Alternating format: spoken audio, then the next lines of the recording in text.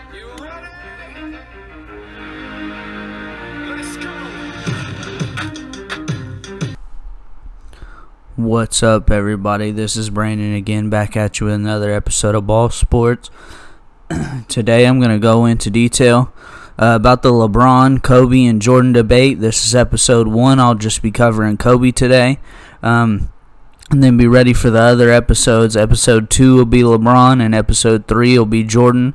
And I'm going to give you a bunch of reasons on why these guys are the greatest and why they're not the greatest. And let me know how you feel in the comments below. Make sure you like and subscribe to the channel. But anyway, we'll get right into it. Kobe Bryant just sadly passed away at 41 years old in a helicopter crash. So before we get into this, I want to say rest in peace, Kobe. One of the greatest of all time, if not the greatest. Left on a hell of a legacy, and we'll always remember him. But we'll jump right into it. Kobe's a 5-time NBA champion, 2-time Finals MVP, 1-time League MVP, and an 18-time All-Star. The pros and cons of Kobe, we'll start out with the pros. Kobe was by far the best scorer of all time. And scorer, I mean getting to the basket, a perimeter threat, mid-range pull-up. He hit a lot of game winners in a lot of different ways. Kobe was obviously the best scorer of all time. Pure scorer, clutch scorer, however you want to say it. Kobe could get the ball in the basket with no problem. He's a better shooter than LeBron and Jordan. I think that's not up for debate. He hit. Statistically, he hit more. Statistically, he shot better than both of these guys. And Kobe was just overall better shooter than LeBron and Jordan. Of course, Kobe had his three-peat with Shaq. Three-peat is when you win 3 championships back to back to back. Obviously, it was with Shaq, but Kobe was still a force to be reckoned with on the court at the time of the three-peat. He might not have been the best player, but there's not a lot of people who was better than Shaq, even in their prime. They were a hell of a duo, and you can argue that it was really just them two on the court doing their thing, and they didn't really have too much help. No real guy really stands out that you can make an argument about that was even close to Kobe or Shaq's level. These two definitely did it on their own, especially during the three-peat.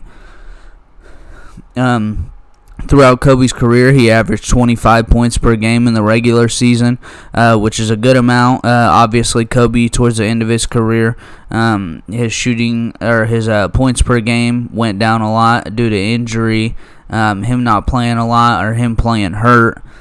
His points per game went down, but overall it was still 25 points per game in the regular season.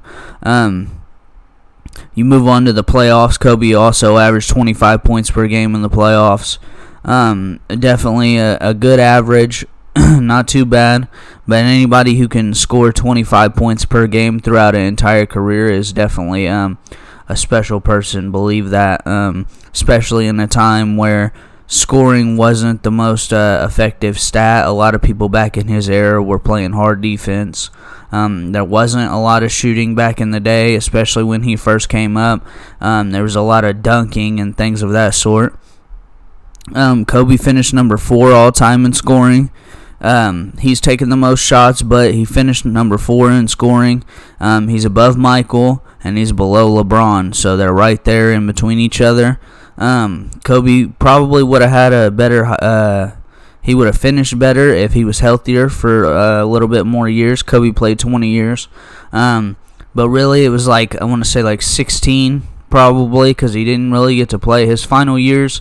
He was always injured. You could constantly see him wrapped up, and things of that sort. Kobe was always had an ice pack on him. He was always at the trainer. He was always missing games. Tore his Achilles, tore a rotator. Kobe took some heavy injuries at the end of his career. For a guy who took care of his body too, it was definitely a sad thing to see, and what he would have became if he would have had a little bit more help, and people like Dwight Howard and Steve Nash that year. Him and Shaq would have stayed together. There's a lot of things that could contribute to him being number 4 all time in scoring. He took a lot of shots. Like I said, he was number 1 in shots attempted in the NBA history. which comes from the greatest scorer of all time. Obviously, that's how he got there. But without injury, I'm sure he would have been up there way higher. I'm sure he would have finished second, maybe even first. Kobe averaged 36 points per game in 2007, which is an amazing feat in itself. You don't really see that a lot of days now. The last person we've seen do that was James Harden, and he averaged, I think it was 40, or 38 or 40. And like I said, back in the time in 2007 where there was just a lot of dunking, a lot of physical play and things like that, Kobe put on a performance. The Lakers didn't do too good that year, but he averaged 36 points per game, and that's why I give him the best scorer of all time. Obviously, we can't forget about the 81-point game that Kobe had against the Raptors. That was an amazing game. Still to this day, it's the highest scoring output by far. He dropped 81 on the Raptors against Jalen Rose, who's an NBA analyst now. We haven't seen anything like this. Wilt Chamberlain dropped 100 in a game. There wasn't any video of it, though. You can go watch Kobe's 81-point game on YouTube right now.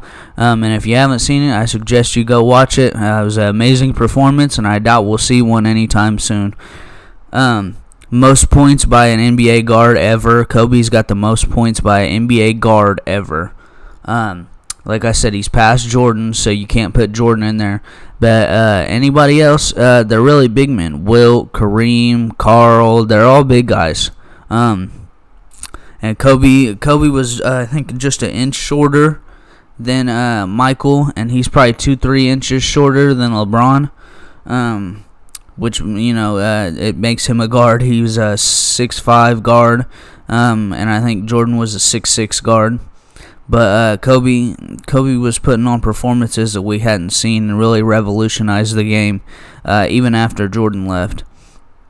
And I watched this one live. His last NBA game, Kobe dropped 60 points. It was in 2016, and he was the oldest player to do so at his age. 60 points for a 40-year-old, or I think 38-year-old. He's the oldest to ever do that. Michael's last game, he dropped 15, and LeBron hasn't had his last game, but we'll have to see what he drops in his last game. Kobe dropped 60 in his last game, though. It was a hell of a performance, and I remember it like it was yesterday. Honestly, it was crazy. Now we get to the bad parts, and I'm gonna make the case why Kobe isn't the greatest. And these are called the cons. Let me know how you guys feel about these two. Kobe shot about 45% throughout his career, which isn't that good. People like Kevin Durant shoot 53. Of course, they didn't take as many shots as him. Like I said, he's number one in shots attempted, and that comes with taking a lot of shots. You're gonna miss a lot of shots, but overall, he shot 45% throughout his career. Another argument against him being the greatest, he had Shaq, who you can argue is better than Kobe. Shaq was probably the greatest big man of all time. Shaq couldn't be stopped back in the day. Besides his free throw shooting and not being able to shoot a three, Shaq would dunk on anybody. Shaq was just amazing. And the fact that those two guys were on a team is just absolutely crazy. But he had Shaq, and like I said, you can argue that Shaq was better than him. At least at one point in time, we know Shaq was better than him. So there's an argument right there. He only shot 34% on threes throughout his career. Not a very good percentage. 34%. To put in perspective, that's like he hit like 3 out of every 10 3-pointers he threw up. It's not a very good ratio, but he took a lot of shots, and he was forced to take a lot of those shots, especially towards the end. That Lakers team was really, really bad, and Kobe was just out there shooting threes. He only averaged 4.5 assists in his career, which he wasn't necessarily too much of a ball hog, but he just didn't get a lot of assists. And people like LeBron and I think even MJ had was better at assisting the ball than Kobe. Kobe only averaged 4.5 throughout his career, and coming from a guard position is kind of low. Nowadays you see about 8. You've seen Russell Westbrook had 10, and 11 in a season. You don't really see 4.5 assists from the shooting guard position nowadays. We all know about the 2004 Finals versus Detroit. Kobe played terrible. It was a terrible performance. He was still kind of young, and people have bad games. So that's the only thing I can say about that. There's no excuse for it. Kobe played terrible, and that's just how it is. In 2008, they lost the final game of the series by 39 points. If you're the greatest of all time, you cannot allow things like this to happen. A 39-point loss in the game like the game-losing finals, the very last game. You can't lose by 39 points. You got to at least make it closer. And the fact that they got blown out, and that's the highest losing of all time.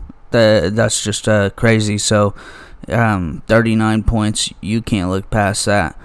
And overall, Kobe just wasn't a very good teammate. Him and Shaq didn't get along. Obviously, he was known for calling his teammates soft. He was cutthroat with his teammates. And he needed to be a little bit nicer. Obviously, in his later years, he became more of a mentor. But when he was in his prime, Kobe was a mean guy, and he wasn't a very good teammate, due to my research. But that'll wrap it up. There's the pros and cons of Kobe being the greatest of all time. Let me know how you guys feel in the comments. Make sure you like and subscribe to the channel. Enjoy the video and be ready for episode 2. I'll be going into LeBron.